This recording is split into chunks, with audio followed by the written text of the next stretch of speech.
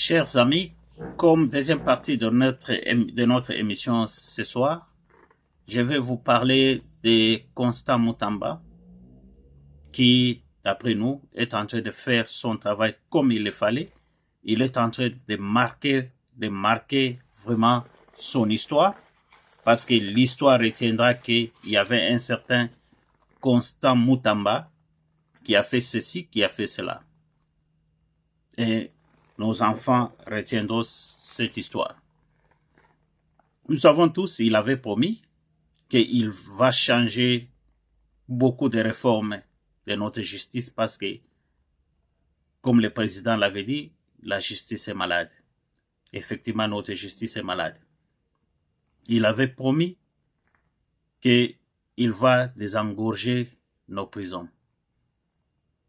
Dernièrement, on l'a vu, après son séjour à l'étranger où il a été se faire soigner parce qu'il était empoisonné, ça c'est pas quelque chose à cacher, nous le savons tous, par les ennemis du peuple, les gens qui ne veulent pas les changements, ont voulu lui faire du mal. Dieu merci, il se porte très bien, il est de retour, il est en bonne santé et il est très bien. Chers amis, comme vous le savez tous, il l'a promis. Il avait dit, il va désengorger nos prisons. Il l'a promis et il l'a fait. Il est passé à l'action. Il a libéré plus de 700 prisonniers. Après avoir libéré nos prisonniers, il a eu maintenant un briefing, il a eu une réunion avec les magistrats. Je vais vous mettre son discours avec les magistrats. Comme ça, vous allez l'écouter et après, on va analyser ensemble. Suivons tous. Plus de 85% des détenus dans nos prisons sont des prévenus. Plus de 85%. Et ils y passent comme ça des années et des années.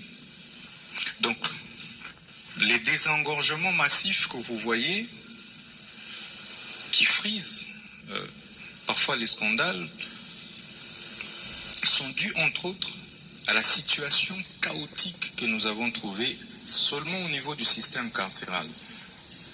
Dans quel cas on peut arrêter, on peut envoyer un citoyen en prison? Je dis bien en prison. Dans quel cas? Combien de temps faut-il prendre entre l'instruction préjuridictionnelle et la fixation de l'affaire devant le juge naturel? Combien de temps le juge doit prendre pour pouvoir prononcer sa décision? Lorsque un citoyen se dispute avec un autre directement en prison, on a l'impression de régler le problème lorsqu'on envoie quelqu'un en prison. Les enfants, n'en parlons pas. Des mineurs que moi j'ai trouvés en prison, mais c'est horrible. Un enfant de 12 ans, un enfant de 10 ans, vous l'envoyez à Makala. Est-ce pour le corriger? Je ne pense pas. Vous détruisez simplement l'avenir de cet enfant-là. Lorsque le chef de l'État déclare en son temps que la justice congolaise était malade, moi je dirais que c'est plus que malade. Lorsque le peuple ne se retrouve plus dans la justice qui est rendue, n'est-il pas opportun de pouvoir tous nous remettre en cause? Parce que l'état dans lequel j'ai trouvé les secteurs de la justice est déplorable. Pas de fondation, pas de base, tout est à refaire. Vous voyez vous-même les différentes faiblesses, entre autres, de notre système pénal d'incarcération. Pour votre information, plus de 85% des détenus dans nos prisons sont des prévenus. Plus de 85%. Et ils y passent comme ça des années et des années. Donc, les désengorgements massifs que vous voyez, qui frisent parfois les scandales, sont dues, entre autres, à la situation chaotique que nous avons trouvée seulement au niveau du système carcéral. Dans quel cas on peut arrêter, on peut envoyer un citoyen en prison? Je dis bien en prison. Dans quel cas? Combien de temps faut-il prendre entre l'instruction préjuridictionnelle et la fixation de l'affaire devant le juge naturel? Combien de temps le juge doit prendre pour pouvoir prononcer sa décision? C'est toutes ces questions qui nécessitent en réalité des réflexions approfondies de notre part en tant qu'intervenants et acteurs du système. Lorsque le chef de l'État déclare en son temps que la justice congolaise était malade, moi je dirais que c'est plus que malade.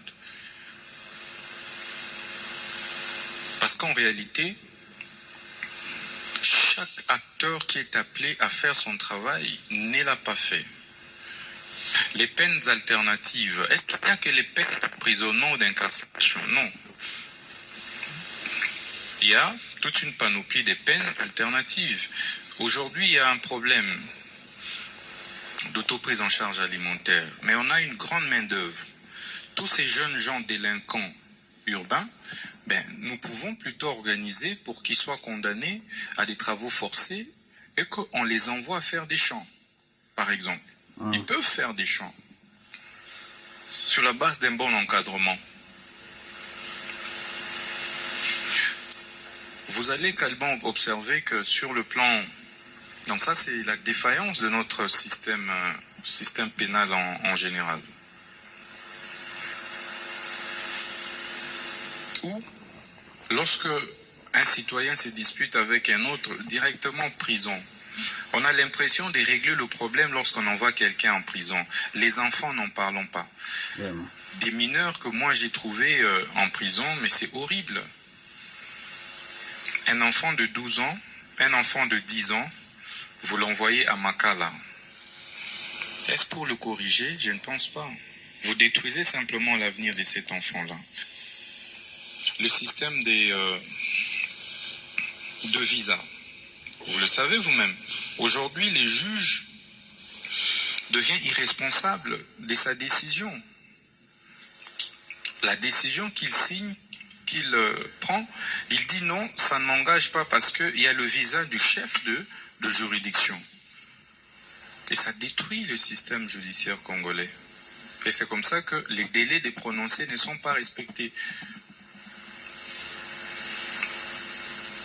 Des prononcés qui vous prennent 2 ans, 3 ans, 5 ans, 10 ans. On a l'impression que les justiciables n'ont pas de droits, n'ont que des devoirs. Et c'est cela l'erreur. Pourtant, la justice est rendue au nom du peuple congolais. Mais le représentant du peuple congolais par excellence, c'est le chef de l'État.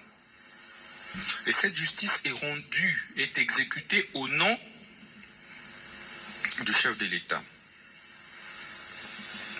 Mais lorsque le peuple ne se retrouve plus dans la justice qui est rendue, n'est-il pas opportun de pouvoir tous nous remettre en cause? Sur le plan du droit des affaires, vous l'avez certainement remarqué qu'il y a eu beaucoup d'abus avant notre arrivée. Je recevais des plaintes tous les jours. Même des collègues membres du gouvernement se plaignaient sur des saisies intempestives des comptes. Il n'y avait plus d'immunité d'exécution.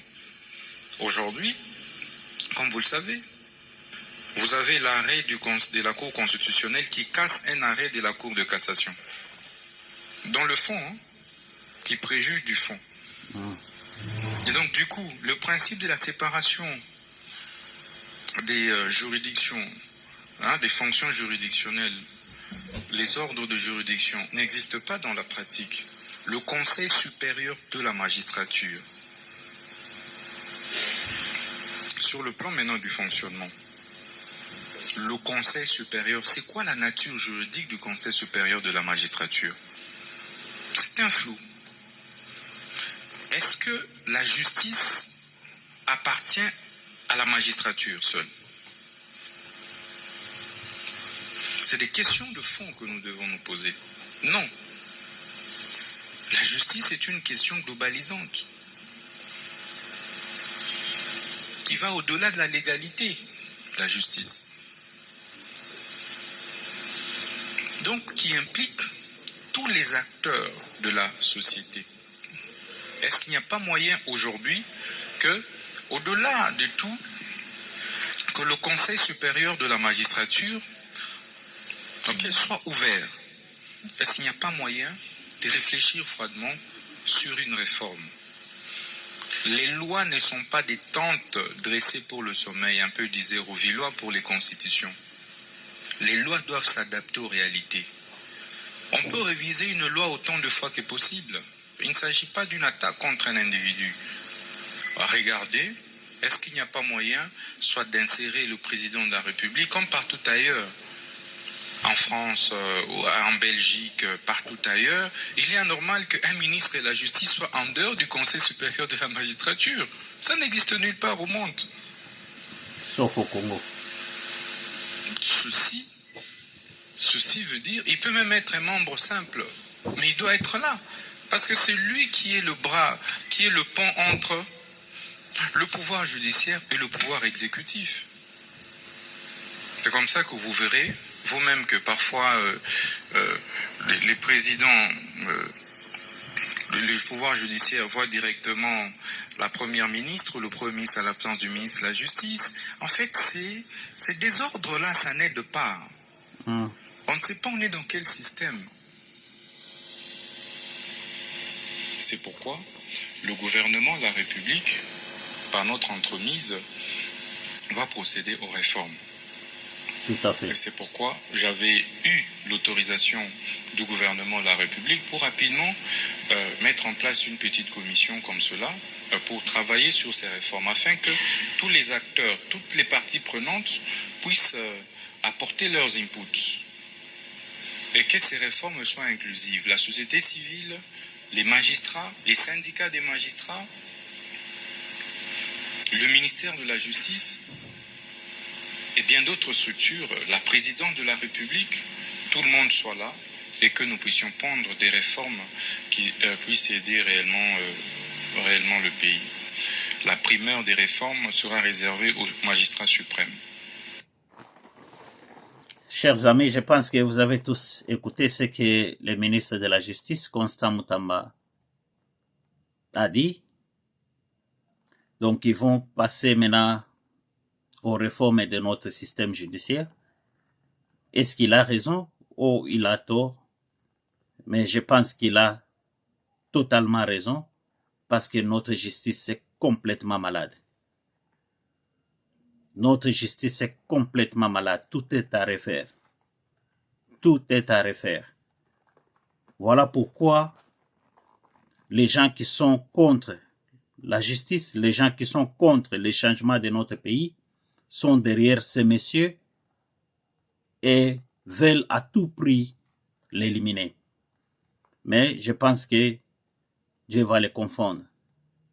Le Dieu que nous prions sera toujours avec ces messieurs. Il va vivre longtemps parce qu'il a l'amour de son pays. Il a l'amour de ses compatriotes. Même quand il parle, vous sentez vraiment qu'il a de l'amour. Il a l'amour de son peuple. C'est notre numéro 9 dans ce gouvernement. C'est notre numéro 9. Moi, je suis en train de prier que Dieu puisse toucher même le cœur de Fachi.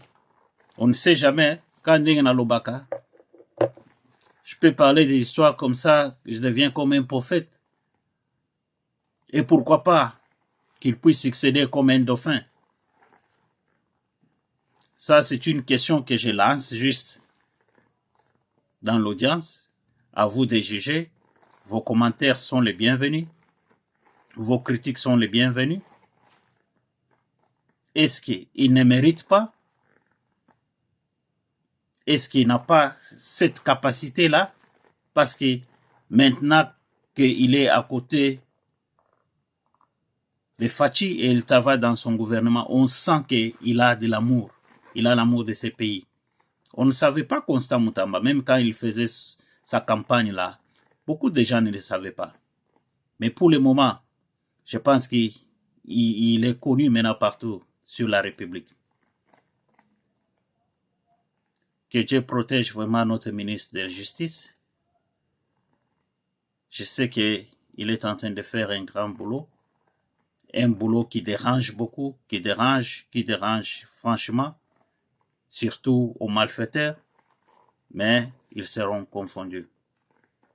Ce pays-là nous appartient tous. La loi est dure, mais c'est la loi. Comme on l'a toujours dit, dura lex, sed lex. Nul n'est au-dessus de la loi. Et la justice vient de Dieu. Il va vivre longtemps jusqu'à ce que Dieu lui-même décidera de prendre son âme. Merci beaucoup. Si c'est la première fois que vous venez encore de nous retrouver, je vous demande de bien vouloir partager nos vidéos et surtout aimer. Abonnez-vous massivement et on va se retrouver prochainement. Merci beaucoup et à la prochaine.